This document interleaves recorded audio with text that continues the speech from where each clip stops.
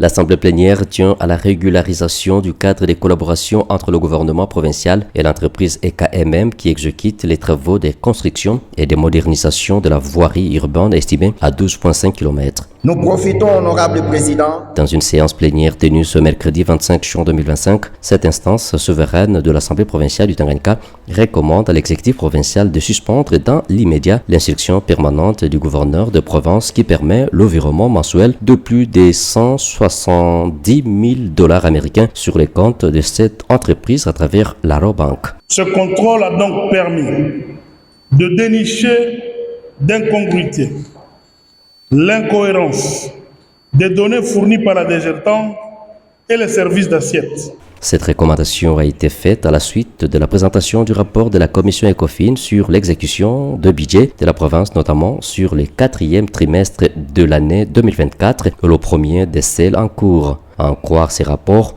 le contrat sur la voirie urbaine conclu entre le gouvernement provincial au travers de son ministère des Infrastructures et cet entrepreneur est obsolète car sa période d'exécution est surannée. En dépit de cette réalité, la Commission a constaté l'inexistence d'un avenant sur ces contrats. Pourtant, les axes routiers prévus initialement ont connu une modification. Pour cette Commission, le paiement effectué à ce jour en faveur de la société EKMM est illégal. Parce qu'il y a une instruction permanente du gouverneur de province qu'il a adressée à la Robank. Nous avons évoqué ça ici.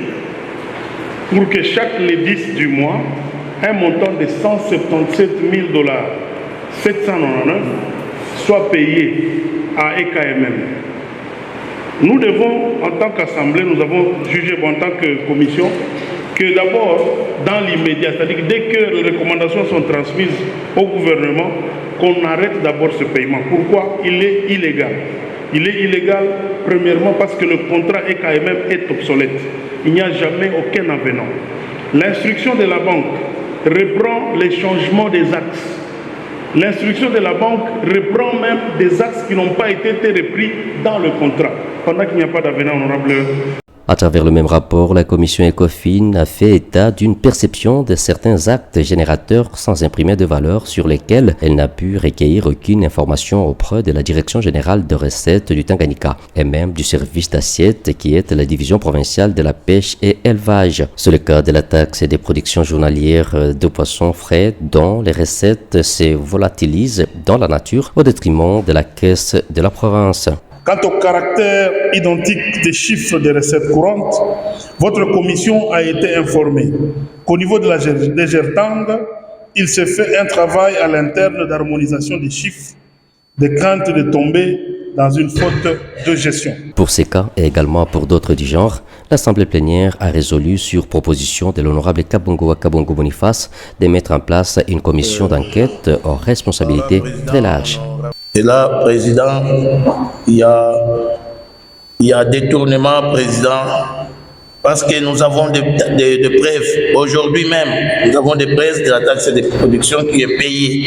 Cette commission sera déployée dès l'ouverture de la session de septembre prochain et mènera des enquêtes sur ces coulages présumés des recettes et traînera ses auteurs à la justice. Après l'audition et l'approbation de ces rapports dont les recommandations seront transmises à l'exécutif provincial et à la régie financière, la représentation provinciale a examiné et adopté article par article la proposition dédiée portant principes fondamentaux d'assainissement et protection de l'environnement de la province. Tous ont voté pour la proposition dédiée. Par conséquent, la proposition dédiée portant principes fondamentaux relatif à l'assainissement et à la protection de l'environnement de la province du Tanganyika est adopté par notre Assemblée plénière.